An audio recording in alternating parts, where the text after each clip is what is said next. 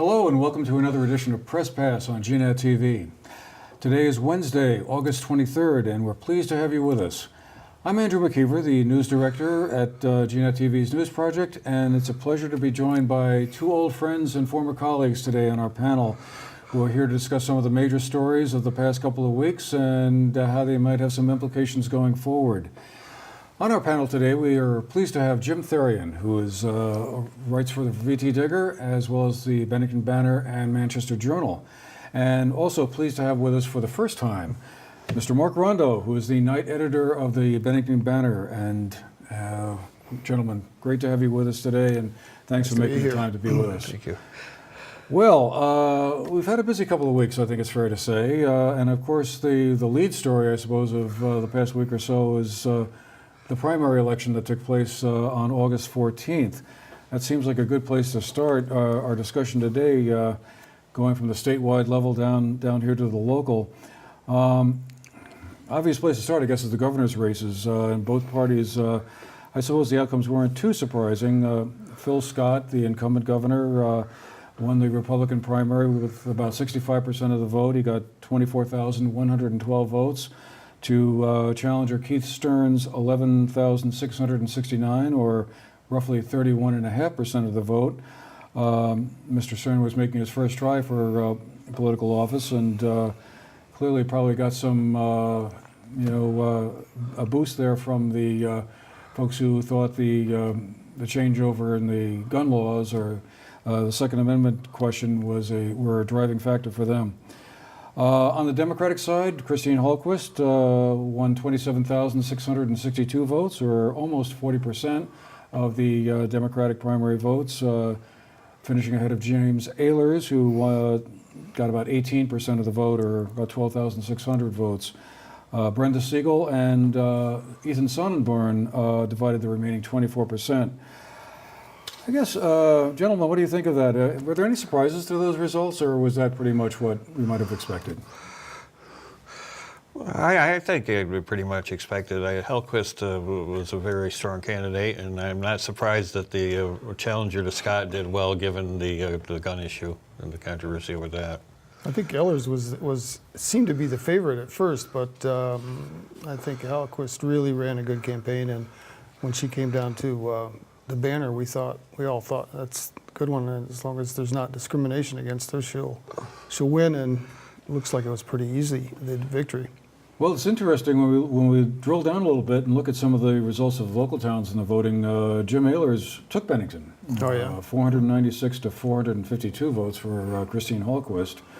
And interestingly enough, Keith Stearns also captured Bennington by a very narrow margin, 188 to 185. But sent a message, I think. It certainly shows something interesting going on down there. Phil Scott took Manchester by a wide margin, as did Hallquist.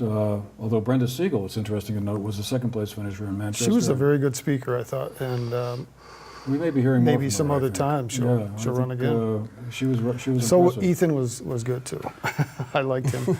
He was a 14-year-old student who I'm not sure would be legally able to be governor even if he had been elected. I find myself thinking, particularly now that school is about to start, what's it going to be like going back to school?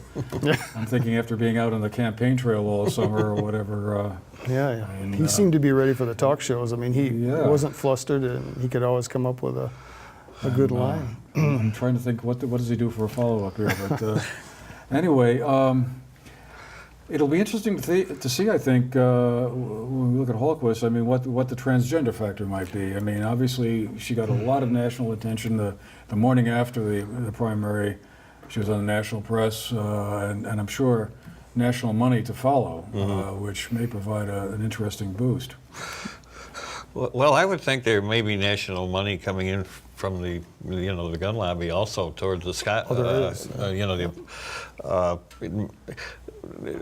interesting though. Maybe he won't be getting the money that he ordinarily would from certain groups. So, but in that case, maybe she'll be getting more of an advantage than he does. But I noticed he had spent quite a bit, maybe $250,000 or $230,000 on just the primary. So, and usually.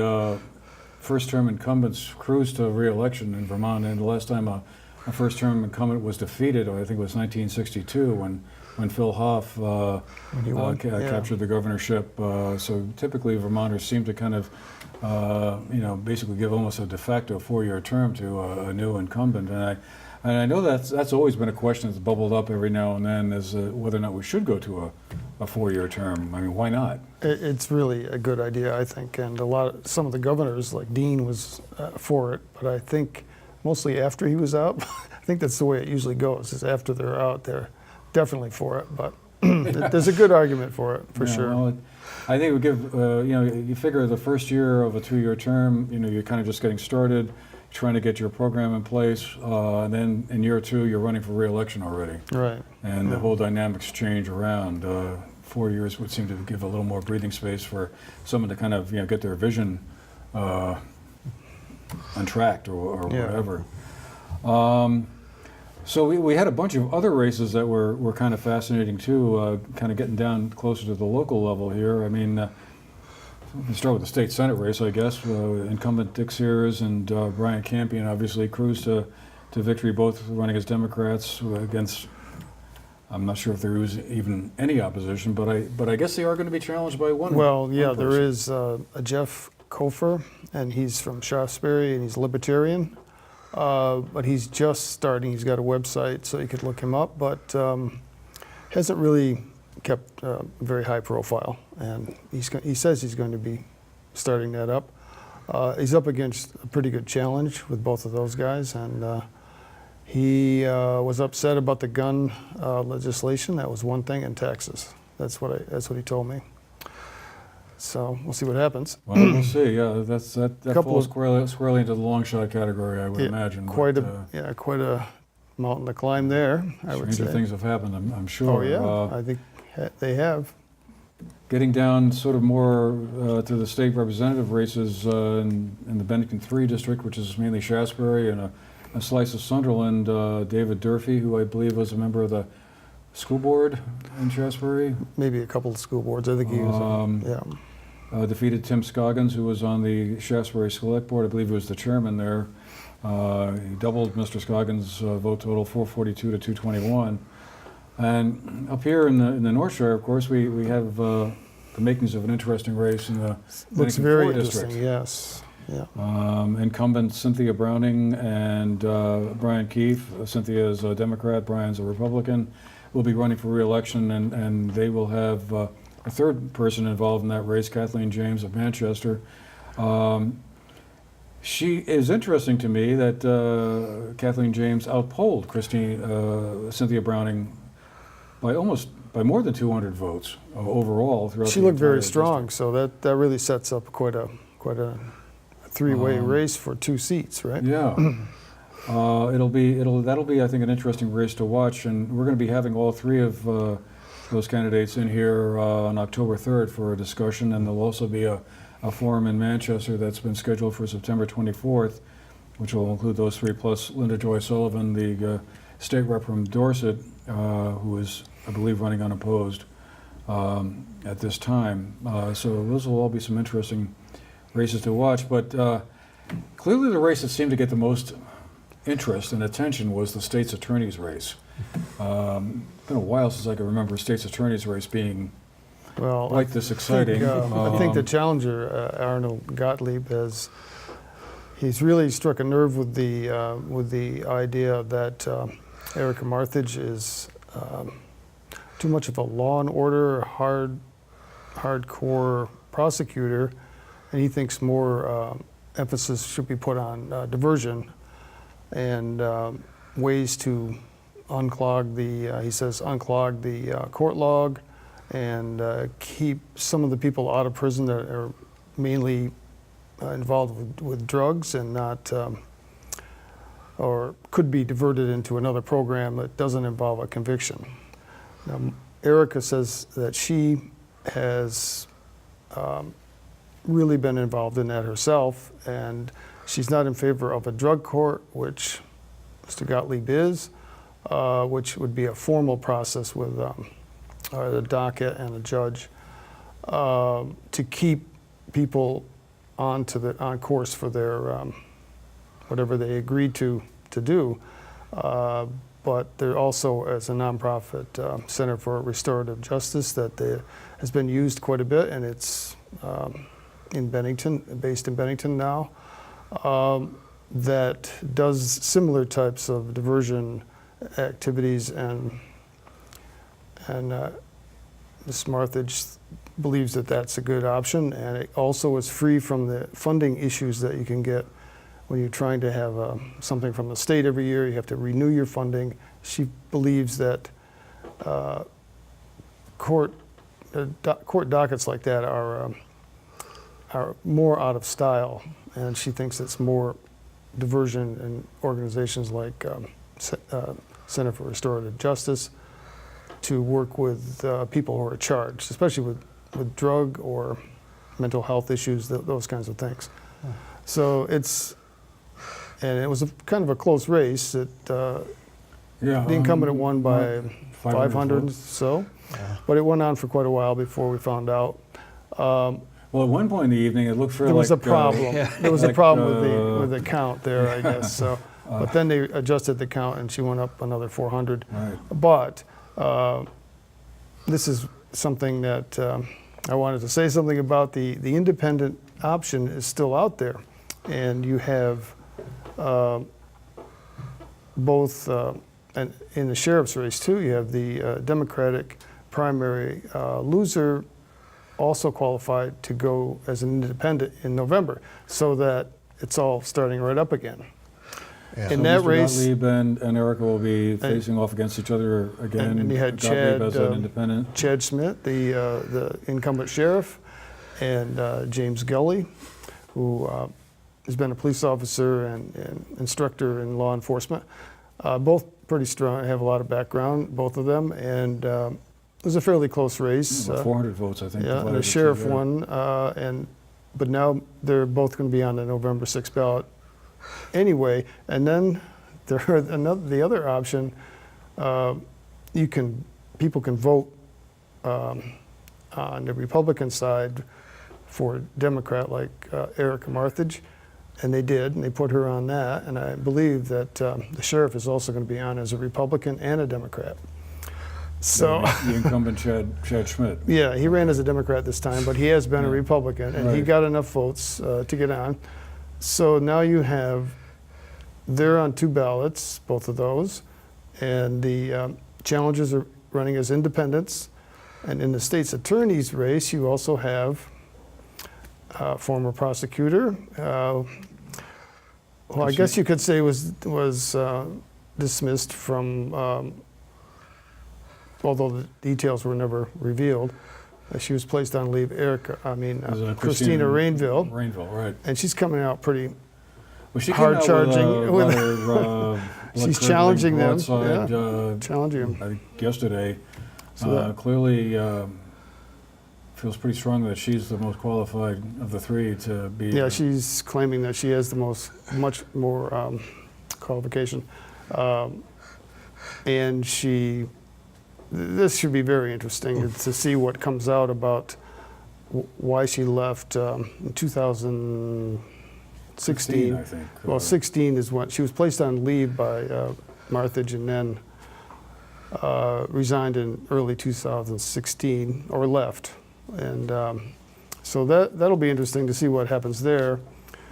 She claims she's the only one who actually gets in the courtroom a lot, and she's gone before the U.S. Supreme Court and also the Vermont Supreme Court, and says that the incumbent doesn't have that experience. And Mr. Gottlieb has been criticized by both for not being a prosecutor. And also moving from Ohio 5 years ago. So there's quite a bit of back and forth, and he claims that he definitely has worked enough in different high profile crimes as a defense lawyer, and has enough experience to do this and maybe change the direction he thinks that the direction of the office should be changed. You know, Jim's been doing the on-the-ground reporting of this, but it's interesting from my perspective. I came to the Banner in 2007, and Chad Schmidt just had become sheriff, and Erica Martha had just been elected district attorney. And in the 11 years since, I think this is the first time either one has had a challenge. So I think it's been good in the sense that it's getting a lot of issues out and a lot of discussion about what these positions do and how they're filled and what the philosophies are. But I mean, the whole party jumping thing is a whole other issue that is something new I've also not seen in 10 years being around here. So that brings another wrinkle into it that we'll be having these debates, I guess, right up to election day. So. Yeah, well, it certainly It's like is the second bite of the apple, basically, and not all states allow you Right. to do that. You have to declare, I believe, before, in many states, you have to declare which you're going to be doing. But it's kind of a safety valve, and some people would Well- use that. In this case, with the state's attorney, Mr. Gottlieb said that he noticed that the incumbent was asking Republicans to also vote for her if they were taking that ballot. And so he decided to go out and get signatures to go on the independent side. Yeah, It's an I don't- option. I haven't really noticed that happening that much yeah. before. Well, and then of course at the statewide level we have Bernie Sanders, Well, he does that. Yeah, he who does ran that. as a Democrat and is going to be running in the primary, and now will be running as an independent officially in the general in November. I I think there's there ought to something be that's odd some, about that. yeah. But on the other hand, I think incumbents may not want to vote to get rid of that, just because we vote in the middle of August for one thing, and that is a vacation time. Possibly So- the worst time we could have a primary. I think it is a bad time, but they may want to keep that open, because there might be some years where the incumbent definitely wants to do that kind of a change, you know. Did either of you, as you were going through the primary results, come up with any information as to how the turnout compared to, let's say, 2 years ago, 4 years ago?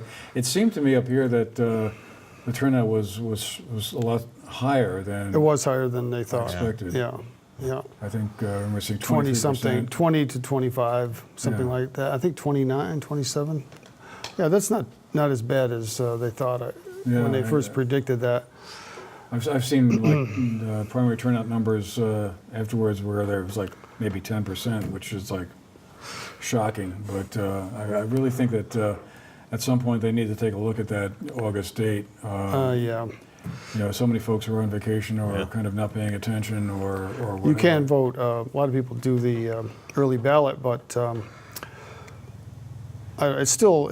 people are away a lot, and they're not paying attention sometimes. It's not a good time, I don't think. I think either earlier in the summer or after Labor Day. Well, you or have New something. York and Massachusetts voting in September. I mean, that seems normal to me. Yeah, no, I would agree. Well, we'll certainly be following all of those races, as you say. Things will certainly be heating up, I'm sure, in coming weeks and months. The other thing I just thought we might want to touch on briefly here, had an interesting event of statewide significance with a former local superintendent, Dan French, the former superintendent of the Bennington Rutland Supervisory Union and our next door neighbor here at GNAT, was named the new education secretary following the resignation of Rebecca Holcomb earlier this year. I think, and we're going to be having as a little program note, Dan French will be here with us on August 31st for an in-depth chat. So we'll get to hear, we hope, what some of his thoughts and ideas are about where education policy in Vermont ought to be headed. But I guess the first thing that comes to mind is Act 46 and the kind of the leftovers of that. And I was wondering, like, in Bennington, in the Mount Anthony district, that's still kind of unresolved, right? Am I It's correct? definitely unresolved. And, I believe you have to, the district will have to respond to what the state put out in June, I think it was, that list of the ones who had not accepted a plan, and they rejected it. Thanks to Pownell and Woodford. Total of like 4 or 5 votes. Yeah, very very small close. margins, And yeah. so The now, vote counts, folks. so so now the state puts out something that they're going to be asking them to form along the lines of what was proposed, and consolidate. So they will have to come to some- they can respond though and offer something different. I haven't heard what they're going to be doing, what they're going to be responding specifically, but I think at this point, for it's the elementary school districts would be one governance, because now they're all separate, and the Mount Anthony district, which is the high school and the middle school, would be. But again, like Jim says, it's still up in the air. we'll consolidate those boards though into one or two boards actually. We also have Arlington still kind of They're up in the- dangling out there a little bit, although when last we visited that, I believe they were supposed to be joining the BRSU in some form, but they would still be keeping their own school district and all that. I guess I just think, it must be probably tempting for everyone up in the education bureaucracy to think, well, okay, we've pushed this as far as we can. Those towns that are left, they either really just can't find merger partners, and there's nothing really to merge with. But I wonder what that says to the towns and school districts that did go through that process, when it did all that hard work, went to meeting after meeting after meeting after meeting, came up with a combination, and in some cases, I'm sure, sacrificed some local control that they used to have and probably would like to have. And just because other districts kind of found ways to kind of put that on Yeah. a slower track, they get off the hook? There are some that I think are they have unique like circumstances that might warrant some kind of a waiver. I'm not sure that the SVSU does. I think that the state's going to really try to get them to do the plan that they are advising them, and we'll see what happens on that. But no one has actually been forced to merge yet, right? Not that I know. Not yet, but when they had the votes, they said, if you vote no, we're still going to have to, merge eventually anyway. So I think there were some like tax benefits or other kinds of Oh, yeah. considerations that would have Quite a come in bit. if they had done it sooner, because there was a deadline earlier, and because they haven't, it makes the whole thing difficult. I know that the vote passed by quite a bit in Shasberry and Bennington, I believe. That was an overwhelming there. But every town had to pass it for it to Well, work. 3 out of 4 at least, and didn't work out. That was a loss of some tax breaks there. Maybe they like the new proposal better. It's because it's not a complete K through 12. Well, we'll have a chance to talk about it all I'm with sure it'll come the back. new education secretary. Anyway, that's that comes very in. hard. It's a hard thing for him to try to get involved in. I'm pretty sure that the administration favors some types of consolidation, definitely wants to save money on education. So he's in a spot where, he's going to have to try to facilitate these and iron these things out. And that's a tough place to be. Yeah, The well- legislature on the other side is mostly Democratic controlled. It's a tough area to be. Yeah, it'll be an interesting course for him to navigate for sure, because I'm sure Governor Scott is, if he's reelected, will be Oh, that's keen right, to yeah. see some savings out of all Right. that. We just have a couple of minutes left, but before we go, I just wanted to quickly touch on the ongoing PFOA issue. And Yeah. Jim, I know you've written several stories about that, including one just out in today's paper. That's kind of a problem that doesn't seem to want to go away. Well, that was a you had a survey, story about yeah. a survey that the impact was really pretty widespread, more than just folks who had their wells contaminated in North Bennington and Hoosick Falls. And also a story today that there were pretty wide-ranging health implications for. Well, yeah, this was a survey organized by Bennington College, which has been very active in researching PFOA issues, trying to supplement what the state and others are doing, and also former environmental officials in New York, because Hoosick Falls is really kind of ground central, or ground zero, of the issue in this region, because that's where it first showed up. And it was in their water supply, not in private wells. They have a well-fed system.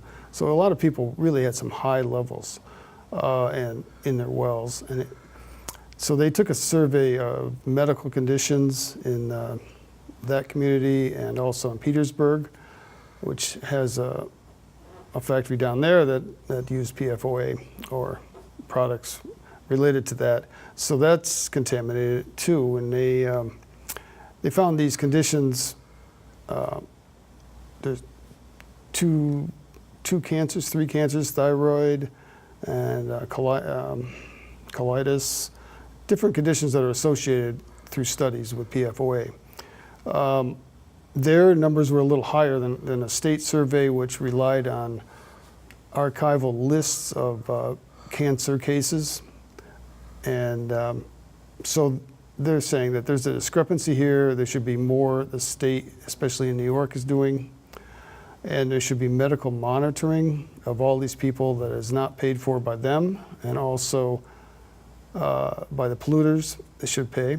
And also they want to see some medical expense coverage for any related type issue. And in two cases, it's St. Gobain who's being held, or the states are holding responsible. Bennington and in Hoosick Falls. There's another factory in Petersburg, another company. But the state of Vermont is also negotiating with St. Gobain for more water line extensions. They had a deal for about half of the ones that were found to be contaminated, and they're putting in the water lines now. St. Gobain is funding that, but they're balking at ones across Route 7 on the eastern side. They're claiming that there are other possible sources, and the talks are getting to the point where they're about ready to either have the state and them agree to fund new water lines, or likelihood of some kind of court action by the state to try to get funding for that. And the state is prepared in the fall to go ahead with design of the new water lines. Regardless, they have the money put in by advocated by Dick Sears and Brian Campion. They really push for that. So that's ready to go regardless of what St. Gobain agrees to. But this is a critical moment for that. If they're going to be funding it, people will at least know they're going to get long-term fresh water from a clean source. It's a very difficult contaminant to get rid of. It stays in water and in soils. They're not even sure how long. It's water soluble, and it just could last for a century or more. You know, they don't really have a handle on it yet. Not a good database around this yet. No. Well, all right, we're going to have to leave it there for now, but I want to thank both Jim Therrien and Mark Rondeau for being here with us today to talk about these issues, and I'm sure we'll have you back for more down the road. But meanwhile, this has been Press Pass on GNAT-TV. Hope you've enjoyed the show, and again, thanks for being with us today, and we'll see you the next time.